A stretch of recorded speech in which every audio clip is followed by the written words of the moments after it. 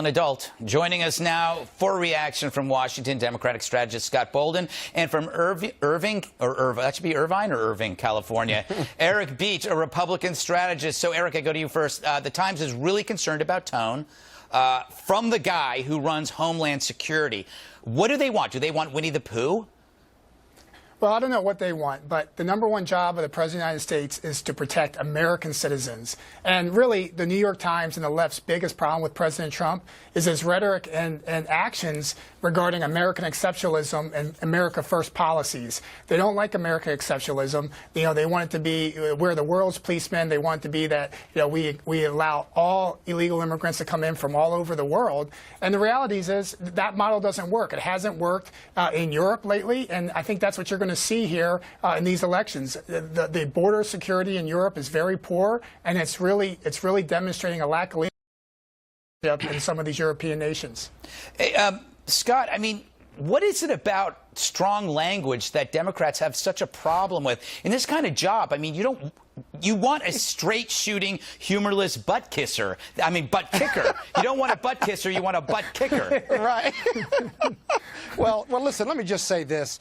We can do without the fear-mongering because every American in this country knows about terrorism. We've lived through it. But I couldn't tell whether Mr. Kelly or Secretary Kelly was bragging or complaining about keeping us safe. We spent billions of dollars keeping Americans safe. We're certainly aware of it, but I don't think we've taken a day off from thinking that terrorism is not upon us. We watch TV all across the world and even in our own country, domestic terrorism. And so the fear-mongering is really unnecessary. But this is the Trump administration's way of leading. They lead by fear, and it's really unnecessary. No Democrat wants the borders unsafe. No Democrat wants illegal immigrants here in this country. But what we do want is the Constitution recognized and honored. And when you fear-monger and when you use that language, you put that at risk. And I think that's what the New York Times was getting at. You know, I can't remember when President Obama used fear-mongering. Oh, yes, climate change. It was like almost every single day we were about to die. At least 50 other countries signed on to that. Yeah, it's called the Paris Accord. Yeah, and that's going to be unsigned. There. I'm hoping that's getting unsigned.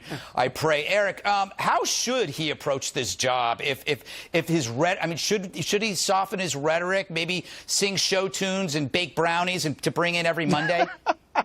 Hey, that's one way of doing it. I think the way he's doing it now is he's decreased illegal immigration by 50%. Look, I'm in California, and I remember Kate Steinle being killed. But let's not forget San Bernardino and Orlando.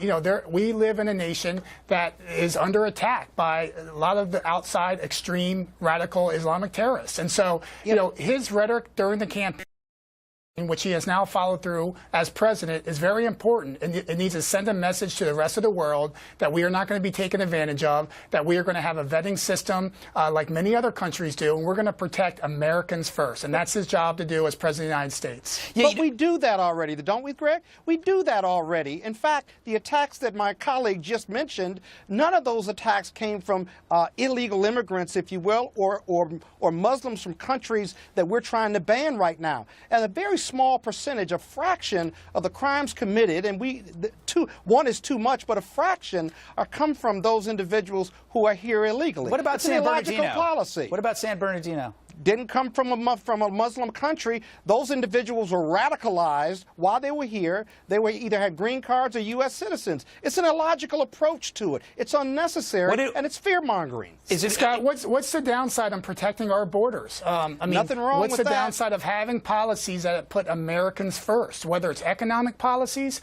whether it's, you know, a policy on our educational system? I mean, what is wrong with the president saying that we're going to treat Americans, we have American exceptionalism. We put our interests above anybody else's in the world, and it's a privilege, not a right, to live in this country. But you know the thing, that's what the president campaigned on. The thing that bugs me about this, this editorial. Let's get back to the editorial. Scott, hold on for a second. The editorial says that his tone will encourage abusive behavior. So they're essentially blaming Mr. Kelly for actions that have yet to occur. That's pretty bad. Well, not exactly, though. Here's the deal. I'm a former prosecutor from New York.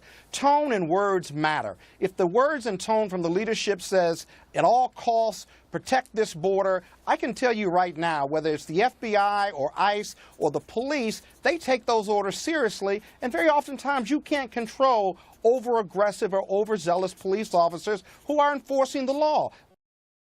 Dangerous because rights get violated when that usually occurs, and that is important, and he sets the tone as the leader of that organization. But I think everybody on the planet would rather have an angry tone with deeds getting done than a pleasant tone and nothing get done, and I think that's the concern. If we violate their rights, we're not. If we violate the Constitution, you don't know that. If we do that, we are no better than the problem. Right, but we don't know if that happens. What we do know that happens. What we do know is that there have been killings inside of the United States, and there have been other crimes inside the United States from both illegal aliens as well as people that want to do harm to us. It's not again, an epidemic, the president though. has to take these threats seriously, and so does. It's terrorism. It's not about epidemics. It's about intent. We got to move on. Gentlemen, thank you so much. Plenty more ahead.